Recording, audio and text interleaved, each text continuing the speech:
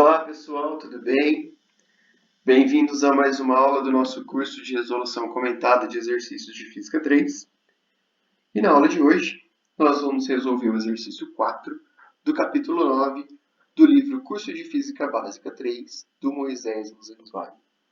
Eu sou o professor Otávio Protzek e vou acompanhar vocês na resolução desse exercício hoje.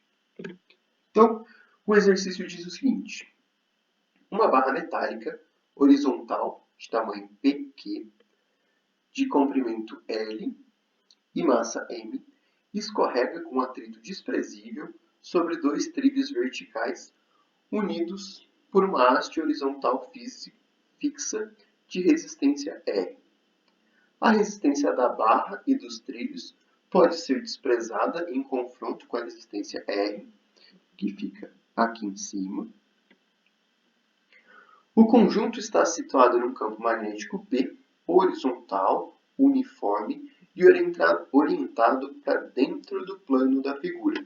Então, ó, esses xzinhos aqui indicam que o campo magnético está entrando nessa figura. Aí o problema pergunta: letra A, qual é o sentido da corrente induzida? Letra B, qual é a aceleração da barra? Letra C, com que velocidade terminal V ela cai? E letra D, qual é o valor correspondente da corrente? E na letra E, ele pede para a gente discutir o balanço da energia na situação terminal. Beleza? Bom, então vamos lá para a resolução. Começar a fazer o exercício, a gente pode fazer uma revisãozinha sobre a lei da indução de Faraday-Lenz. Bom, o que essa lei diz para a gente? Diz que a variação de um fluxo de campo magnético em função do tempo, ela gera uma força eletromotriz. Esse sinal de menos aqui vem da conservação, porque eu não posso estar criando energia, né? Então, se eu estou aumentando alguma coisa, eu tenho que diminuir outra. Consigo escrever essa lei de Faraday em termos da corrente, né? E é igual a RI. Então, substituo o I aqui e divido o R. Né? Então, eu tenho que a corrente eu posso escrever em termos de menos 1 sobre R dφ dt. Ou seja, a variação de fluxo de campo magnético gera uma corrente elétrica. Mas como é que isso acontece? Bom, a gente pode dar uma olhada aqui nesse desenho. Eu tenho um ímã. Aqui são as linhas de campo desse ímã. E aqui eu tenho uma espira. Quando eu aproximo ou afasto esse ímã daqui, a quantidade de linhas de campo que vão estar atravessando essa espira, elas vão variar. Ou seja, estou variando o fluxo de linhas de campo atravessando essa espira. Quando eu estou fazendo isso, o que está acontecendo? Variando o fluxo, estou criando uma corrente I. Se eu pegar e deixar o ímã paradinho aqui dentro, não vai acontecer nada. Mas se eu mover ele, eu vario a quantidade de linhas de campo. Consequentemente, eu tenho uma corrente elétrica induzida nessa espira. Então, dá para a gente começar a fazer o exercício. Exercício 4 do capítulo 9, o que ele dá para a gente? Bom, eu tenho uma placa condutora metálica, né? Ela está numa região, ela está escorregando aqui, numa região onde tem um campo magnético entrando, ou seja, o campo está aqui assim. O problema fala para a gente que ela tem comprimento L, né? E esse trilho onde ela está apoiada, ele tem uma resistência R. Aí, o problema pede para a gente várias coisas, e a primeira ele pergunta assim, qual é o sentido da corrente? Bom, então olha só, eu tenho uma placa, uma barra metálica aqui, condutora, né? Ela está escorregando, ou seja, ela está vindo para cá, sendo atravessada por um campo magnético constante, entrando aqui. Notem que quando ela está fazendo esse movimento, né, então ela está vindo para cá. Ela estava aqui inicialmente, depois ela vem para cá, por exemplo. Ou seja, quando ela está aqui, a diferença de quando ela estava aqui é que ela tem mais linhas de campo magnético sendo atravessado nesse circuito. Ou seja, ela está variando essa quantidade de linhas de campo magnético dentro desse circuito que ela está fechando com os trilhos. Se ela está variando, consequentemente está criando uma corrente. Então, se a gente tentar fazer um desenho aqui em 3D, ó, eu tenho um campo entrando, esse que está aqui, né, na direção de Z. E se a gente pensa assim, bom, aquela regra da mão direita. Se eu coloco o meu dedão onde está a corrente, o campo vai estar assim. Beleza? O que eu fiz aqui? Eu fiz o contrário. Eu tenho um campo assim, né, entrando aqui. No meu desenho está assim. Né? Se o campo está assim, a corrente vai estar para cá. Ou seja, a corrente, nesse caso, vai estar apontando na direção de Y aqui, que é para cá. Ou seja, no sentido anti-horário. Beleza? Então, um desenho aqui, ó. A barra está vindo para cá, o campo está entrando aqui e a corrente está para cá. Beleza? Bom, na letra B, ele pede a aceleração dessa barra. Então, o que a gente tem aqui? Ó? Eu tenho uma barra, ela está caindo. Se ela estivesse caindo e não tivesse esse campo magnético aqui, ela estaria só sobre a força da gravidade, ou seja, né, sendo acelerada com G. No entanto, como tem um campo magnético, tem uma força magnética atuando também. Aí a gente lembra lá da segunda lei de Newton, somatória das forças igual a massa vezes aceleração. Importante, o problema deu a massa da barra para a gente. Aí o que eu tenho que fazer? Somar todas as forças que tem nesse meu problema. Eu tenho a força-peso, ela está caindo, e a força magnética. Força-peso a gente já lembra de cara, que é mg. Né? O que me falta descobrir é esta força magnética. Bom, força magnética, a gente lembra lá que é I dl vezes produto vetorial com B. Bom, o campo magnético, o problema falou para mim, que era B. Né? Não preciso me preocupar em encontrar o valor dele.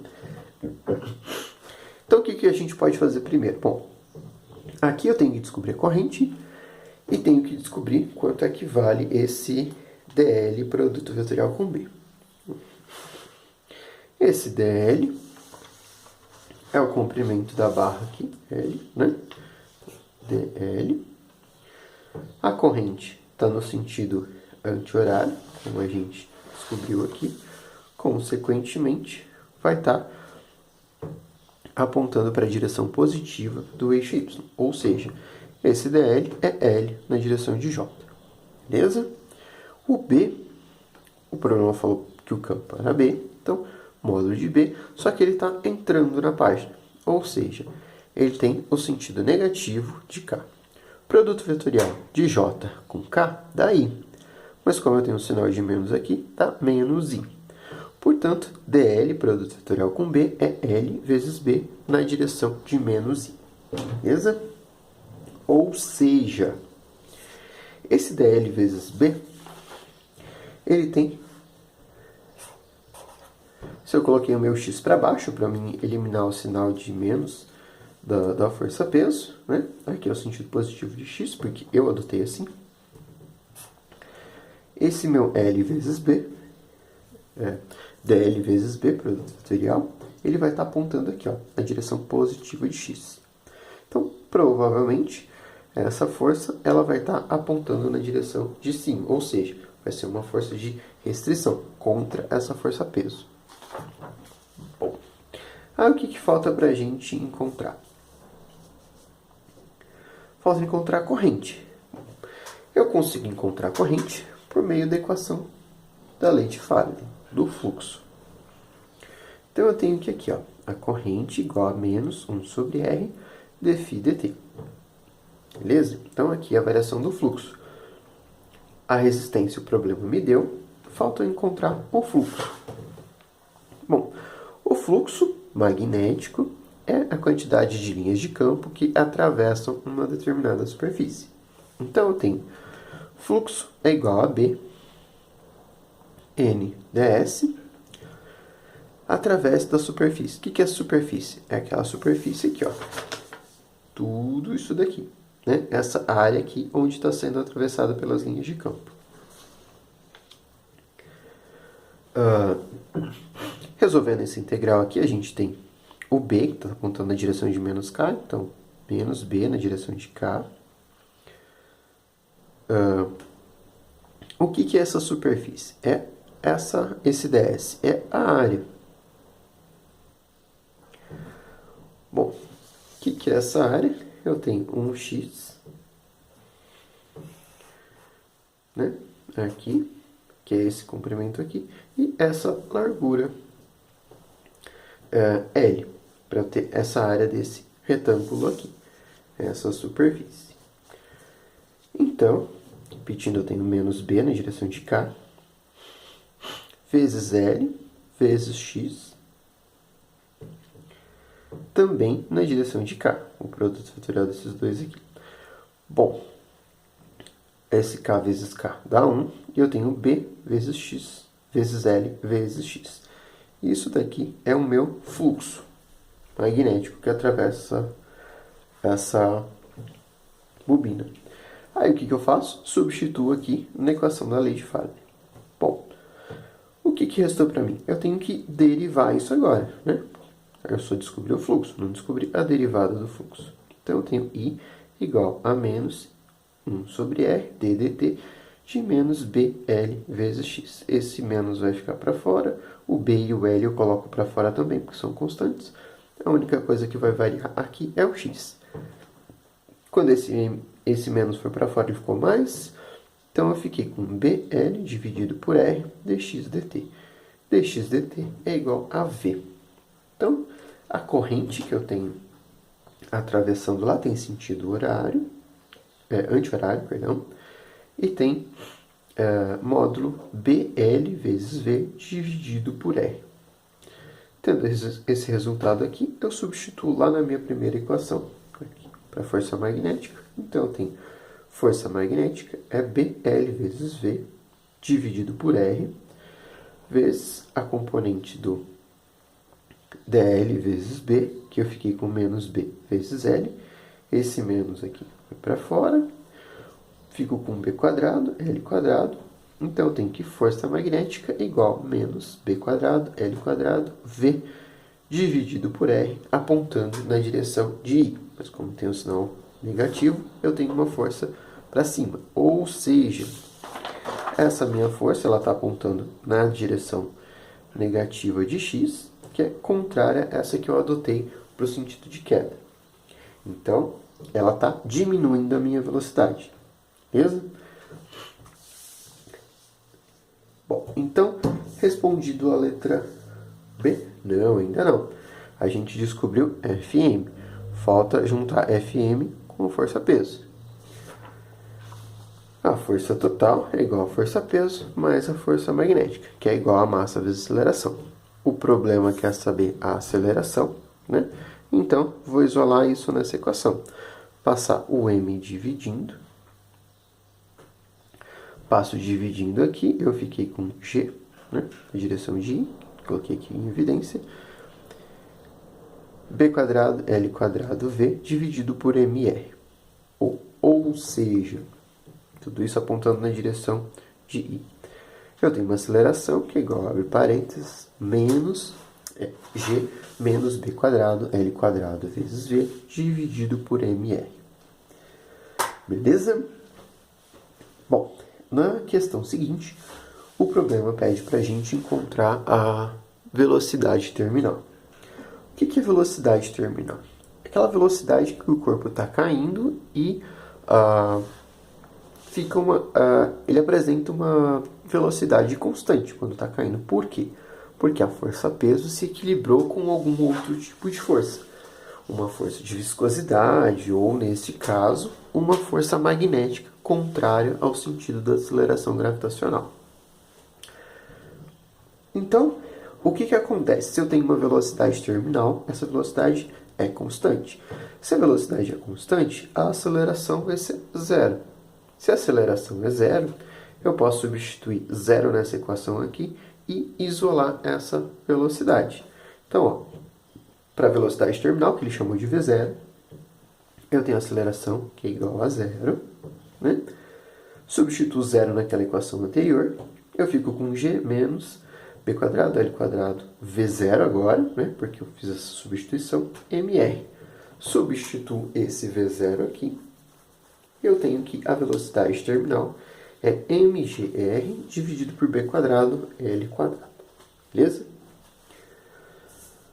Bom, na sequência, o problema pede para a gente encontrar a corrente que está sendo produzida quando eu estiver na velocidade v0. Bom, então, I de v0, que o problema quer saber, eu lembro que eu encontrei lá em cima a equação para I. A equação para I. Cadê?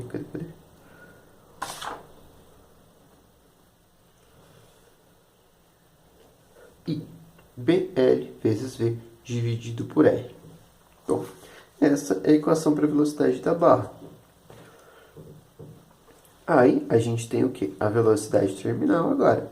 Portanto, o I vai ser BL dividido por R vezes V0 que eu tinha encontrado na letra C. Então, tenho BL dividido por R, que eu já tinha aqui. E o V0 é GMRB quadrado, L quadrado. Esse B corta com esse quadrado, esse L com esse quadrado e esse R com esse R. Portanto, a minha corrente, quando eu tiver uma velocidade terminal, V0, ela vai ser igual a GM dividido por BL. Beleza?